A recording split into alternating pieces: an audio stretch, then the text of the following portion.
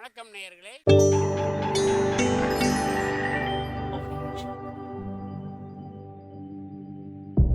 மகிழ்ச்சிக்கோர் தென்கட்சி என்ற அலைவரிசையில்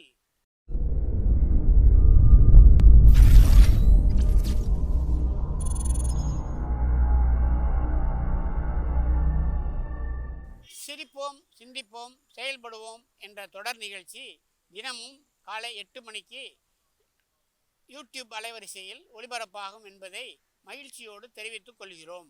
நம்மளில் சில பேர் எப்படின்னா, அவங்களுக்கு எதிரில் உள்ளவங்க பூரா எதிரியாக தெரிவாங்க. பார்க்குறது பூரா பகையாக தெரியும். குறை எங்கே இருக்குதுன்னு நினைக்கிறீங்க?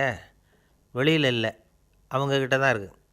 ஏற்றுக்கொள்ளுகிற சுபாவம் இல்லைன்னா இது மாதிரி சிக்கல்கள் இருக்கத்தான் செய்யும். உன்னை சுற்றி இருக்கிற எல்லாமே உனக்கு வெறுப்பை தருவதாக நீ உணர்ந்தால் உனக்குள் நீ வெறுப்புடன் இருக்கிறாய் என்பதை அது காட்டுகிறது அப்படிங்கிறார் ஓஷோ. அவர் ஒரு சமயம் ஒரு கிராமத்துக்கு போயிருந்திருக்கார். அங்கே ஒரு ஓய்வு விடுதியில் தங்கியிருந்தாராம். ரொம்ப சின்ன கிராமம், அங்கே நாய்கள் ரொம்ப அதிகம். ராத்திரி ஆனால் எல்லா நாயும் குறைக்க ஆரம்பிச்சிடும். அந்த ஓய்வு விடுதியில் மந்திரி ஒருத்தரும் வந்து தங்கியிருக்கிறார். அவருக்கு அந்த நாய்கள் குறைக்கிறது பெரிய தொந்தரவாக போச்சு. தூங்க முடியல. பாதி ராத்திரியில் எழுந்திரிச்சு இவர்கிட்ட வந்திருக்கார். அந்த சமயம் இவர் அசந்து தூங்கிக்கிட்டு இருந்திருக்கிறார். இவரை எழுப்பி சொன்னாராம் அவர், சுற்றிலும் இவ்வளவு சப்தங்களுக்கு இடையில் உங்களால் எப்படி இவ்வளவு நிம்மதியாக தூங்க முடியுது அப்படின்னு கேட்டிருக்கார். அதுக்கு இவர் சொன்னாராம், அந்த நாய்கள் உங்களுக்காக கூடலை, உங்களை தொந்தரவு செய்யணுங்கிறதுக்காக அதுகள் இங்கே வரல. அதுகள் பத்திரிகைலாம் படிக்கிறதில்ல. அதனால் ஒரு மந்திரி இங்கே தங்கியிருக்கிறார் அப்படிங்கிறதெல்லாம் அதுகளுக்கு தெரியாது. அதுகளுக்கும் உங்களுக்கும் எந்த வித சம்மந்தமும் கிடையாது. அதெல்லாம் அது வேலையை செஞ்சுக்கிட்டு இருக்குது. நீங்கள் எதுக்காக துன்பப்படுறீங்க அப்படின்னாராம்.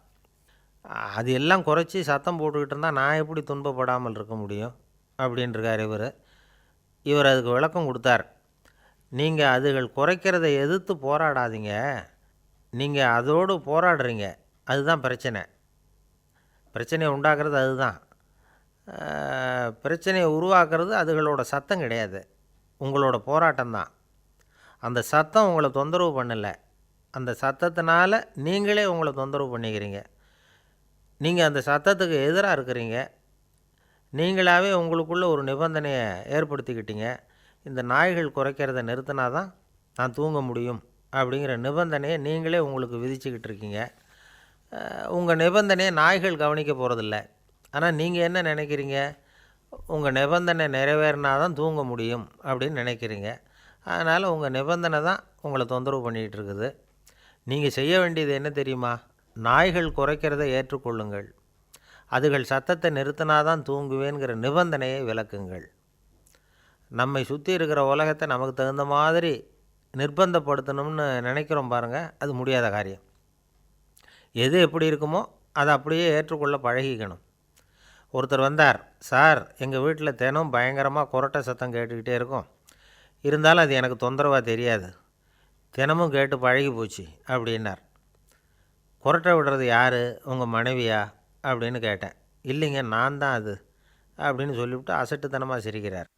ஐயா தென்கட்சி கோ சுவாமிநாதன் அவர்களின் மகிழ்ச்சிக்கோர் தென்கட்சி தொடர் நிகழ்ச்சியினை கேட்டு பயன்பெறுங்கள். நிகழ்ச்சியினை பிடித்திருந்தால் உங்களுக்கு கமெண்ட் பாக்ஸில் உங்கள் கமெண்ட்டுகளை பதிவு செய்யுங்கள், ஷேர் செய்யுங்கள், லைக் செய்யுங்கள், கண்டிப்பாக சப்ஸ்கிரைப் செய்யுங்கள். நன்றி, வணக்கம்.